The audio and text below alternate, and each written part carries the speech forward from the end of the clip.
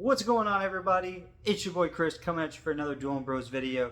And today I just wanted to make a very short, concise video about Lorcana, how I feel about it, and whether I think you should play it or not.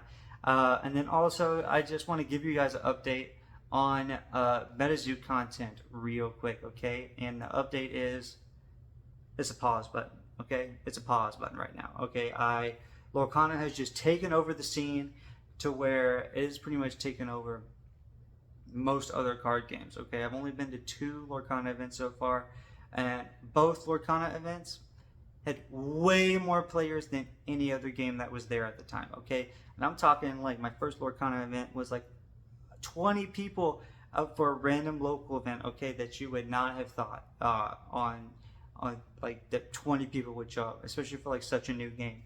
It is wild. And then there's like 50 people showing up on the weekends and stuff. So Lorcana's just taken over. And also the locals for MetaZoo have relocated somewhere. They're just too far, and the time schedule just really isn't matching up with my work schedule. So it's really hard for me to be able to do that MetaZoo content right now. And then also just the plain fact of the matter is, between you and me, guys, there was like after episode 4 of Cryptid Arena, the MetaZoo podcast, I would show up and MetaZoo players were bringing Lorcana decks, and it would end up being like a unofficial Lorcana event, right?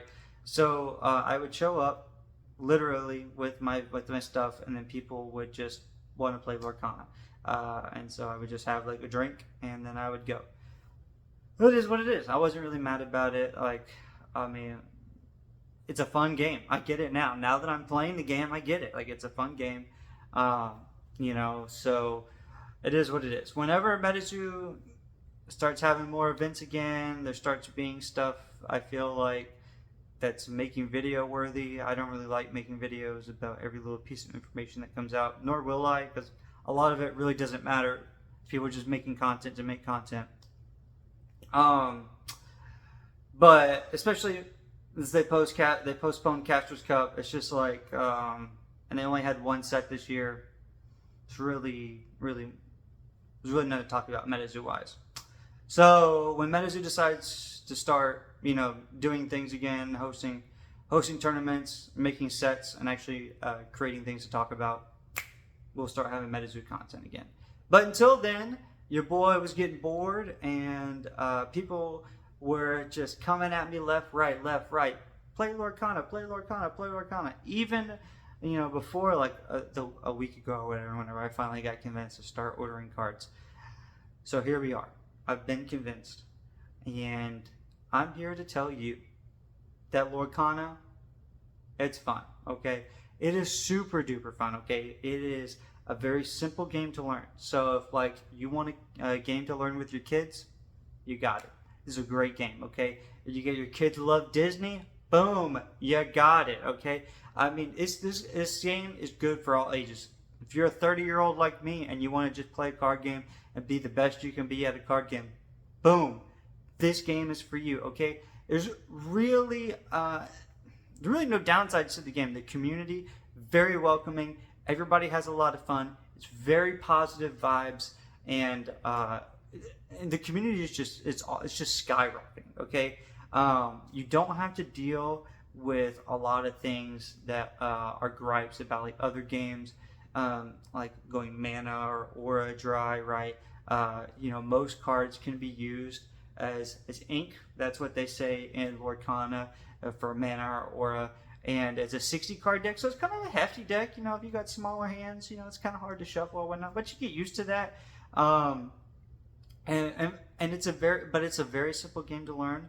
But also, once you learn everything and you really start to get the hang of it, you can get complex with it. It's not just because it's a simple game to learn doesn't mean there's not complexities and that there's not different combos that can be had and whatnot.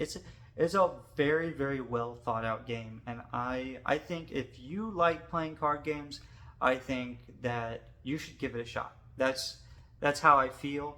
The artwork is great. I have a great concept with every card being able to be a foil. Right now I know a lot of people are just not getting into it because the cards are expensive and you can't find a lot of sealed product. And I get it. It is what it is, right? That was one of the reasons why I didn't get into it at first, but I ended up getting into it anyway. That was my decision. I completely get it if there are a lot of people out there who are like, Chris, it is just too expensive to get into right now. It looks like a lot of fun, but it is just too expensive to get into. They're reprinting the very first set. I think that comes out in January. Don't quote me on that, okay? Don't quote me. That's literally me just coming off the top of my head. I do know they're reprinting it, and so look out for that if the price is what's holding you back, okay? But if you've just been hesitant about getting into a new card game and you don't really care about, necessarily spending money on more cards or whatnot on singles, you should get into it right now, okay? Because the next set is coming in November, and that is going to just blow the game wide open from what I've understood. Now, I haven't looked at any of the spoilers. Good Lord, I'm still trying to wrap my head around this set, okay? I've only played 2 events, okay? And I had to leave early from this event because, again, I have work, okay? So it's just a theme with me. I work early mornings, so, sometimes I have to leave early. But it's a lot of fun, okay? So there's a tutorial video with one of the co-creators. I'm going to put that down below. It's a very, very fun video. It's well put together. He explains the game very well. And you can tell that the guy loves the game by the way he's explaining it, okay? You can just tell that it's nothing but positive vibes. He really wants people to get into the game and enjoy it. And you can tell that he genuinely has a lot of fun while playing the game. So, that's about it, guys, okay? Without me just starting to just completely repeat myself over and over again, that's it, okay? Play Lorcana. Give it a shot, okay? If you're waiting for prices to drop, I think at the beginning of the year, they're going to have that reprint. And if you are, like, looking for a game to get into, come on over, okay? If you're just, like, sitting around and you're bored and you're like, man, I'm kind of doing the same old. Come over. Come on and learn Lorcana. Okay? It's a lot of fun, and you'll get nothing but positive vibes coming from the community. Okay? So let's get into this pack opening. Okay? My very first pack opening. I haven't actually opened a pack. All I bought is singles. Okay? So I looked up the card list, the card set list. And I went from there. So let's get at it, okay? I got a Hakuna Matata. I got a Magic Broom. Okay, I don't know all the cards off the top of my head. Okay, that's Stampede. That's Flounder. Okay, we like Flounder. What's this one? We got Tangle. Okay, and then we got Kristoff. Steel. Steel's pretty popular. This card, Dragonfire. Banished chosen character. Okay. See, this art is just really, really good. Okay, it's just like Disney. It is Disney. It's great. It's what's not to love. No wonder it's picking up in popularity, right? So we got Sven. Okay, that's a cool card. Mother Knows Best, another popular one at the moment. Okay, Be Prepared. What? Got myself a Be Prepared now. A lot of people have been telling me about this card, so I'm glad I got one.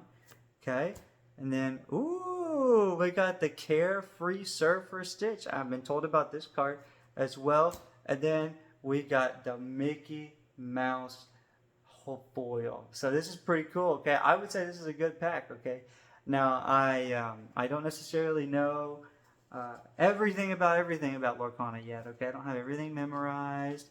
But I could tell you that I feel like that was a good pack, and the artwork is just a lot of fun, and I think you guys should give it a shot, and thanks for watching the video. Peace.